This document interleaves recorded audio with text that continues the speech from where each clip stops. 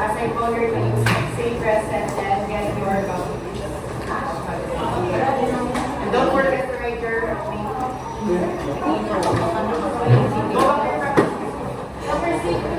Go back to your proper seat. Ako da. Ikaw?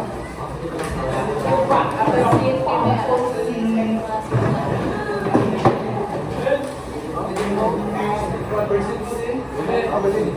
seat.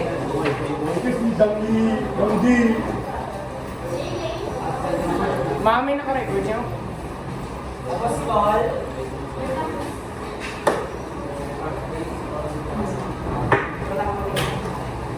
Aranga. Down.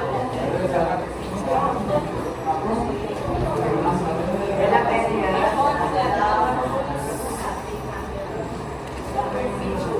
Ella Torre.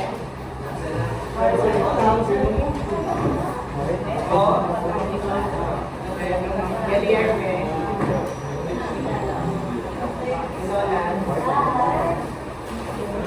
Harangan. Lara. Luces.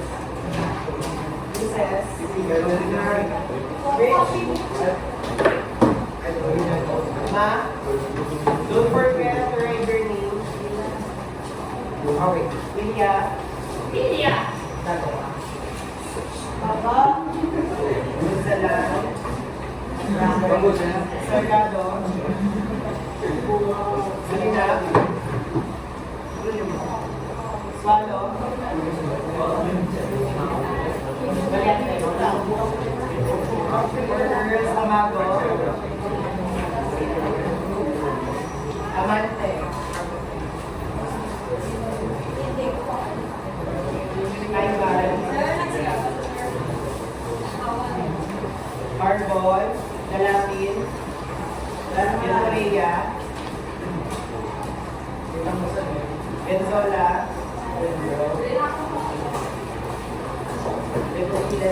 Leticia. Lopez. Alisan. Pacho. Malungkot. Cabela. And Santo. Don't forget to write your name. Okay, last Friday, I give you an activity. Success. Last Friday. So again, who is Stanislao Paul? Father of Philippine Opera. Okay, the next question is 57. Where was the first opera company established? Anyone?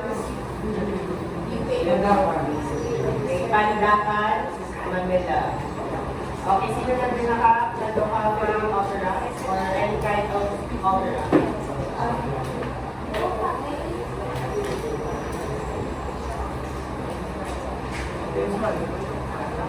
Okay, again guys, this is Stanislao Gomez, father of the Philippine opera, born on June 27, 1864 at Pandakan, a musician, composer, and music teacher. He is the one who established the first opera company at Pandakan, consists of Filipino singer and singer.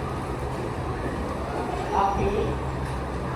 For today, we will talk of the topic regarding the Philippine opera music. But before that, we need to define our objective.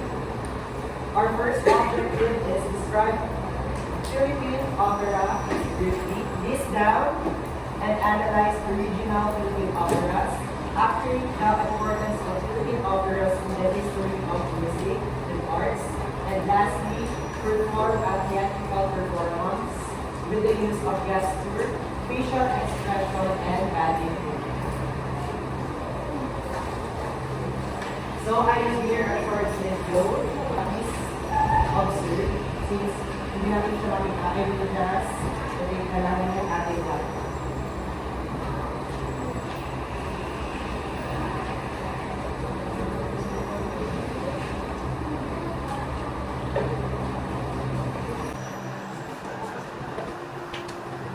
This also the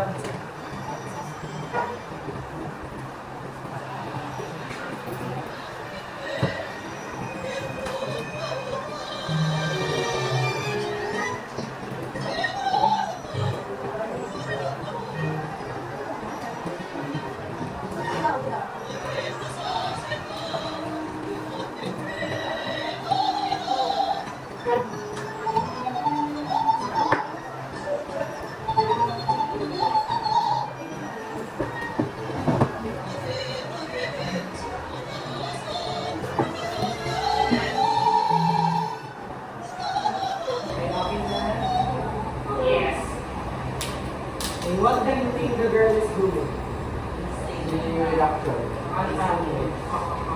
Okay, have you ever again watched any kind of opera? So our first destination in this lesson is to define what is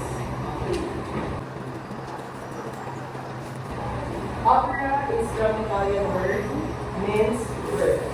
It is a stage play or dramatic work that is entirely sung by the part. Or opera is a dramatic story that told through song. It is one of the theater form that combines drama, poetry, dance, and music. Opera also considered as the most complete art form. Okay, why do you think it is considered as the most complete art form?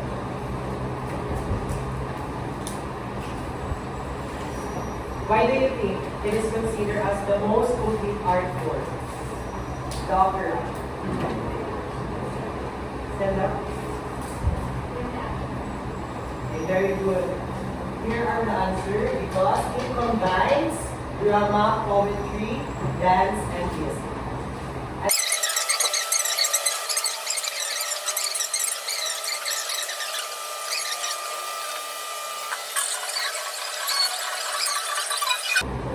Okay, next opera is La Loba Negra, composed in 1984 by National Artists for Music, Francisco Feliciano, and the librettist Fides Cayugan Asensio. La Loba Negra, or The Black Sheep. It is a three-act Filipino opera. It took on the title role in its world premiere in 1984 at the CCP. What is CCP?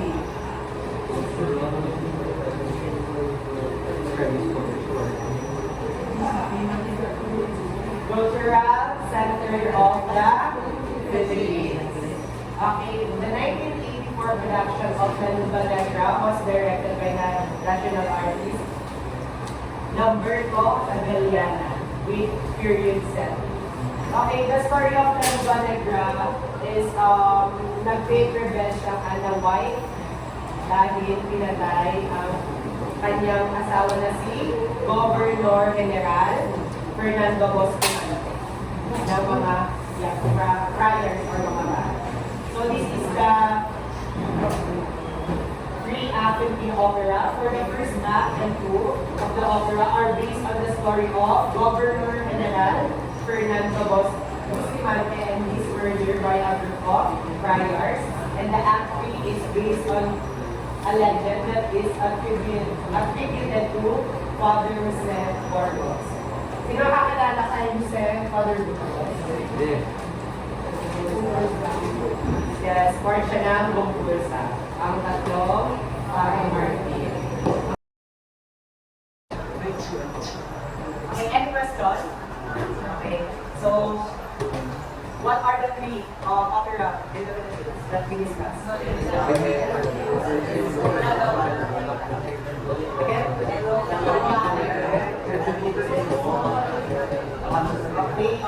based on the three operas, what do you think is the message or were the message of these three operas for us?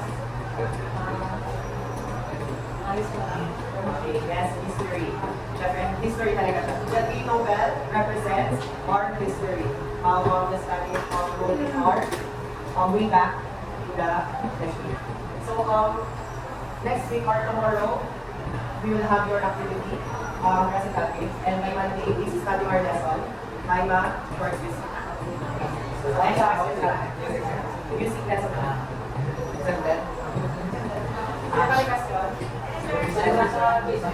Monday ang quiz ha. And then yung inyong performance is tomorrow. So I expected na may natapos na kayo since madaming line to practice.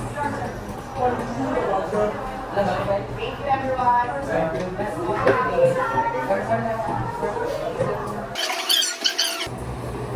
Kahit hindi na kayo mag-